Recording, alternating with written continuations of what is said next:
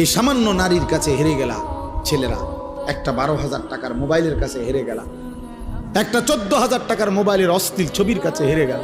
কোথাকার কোন নারী যা চিনো না শুনো না, তার কোনো চরিত্র নাই, আখলাক নাই, তার কোনো নাই। নর্তকীর আবার ইজ্জত কি, সম্মান কি? তো বেহায়া, বেপর্দা, অসভ্য নারী, তাকে দেখে দেখে সুস্থ সবল একটা সুন্দর জীবন যে যুবক নষ্ট করে দেয়, তোর চাইতে বড় আহাম্মকার কে হইতে পারে? বেটা বেউকুফ, কি দেখে নষ্ট করলি নিজের? একটা বাজে, নোংরা, একটা দুশ্চরিত্রা নারীকে দেখে দেখে, যে নারী সারা পৃথিবীর জন্য নিজের ছবি ছেড়ে দিছে, এর কোনো লজ্জা শরম আছে কিছু? তাহলে এর চাইতে নিকৃষ্ট, অসভ্য আর কেউ হইতে পারে? এটা কি পরিমাণ বেহায়া!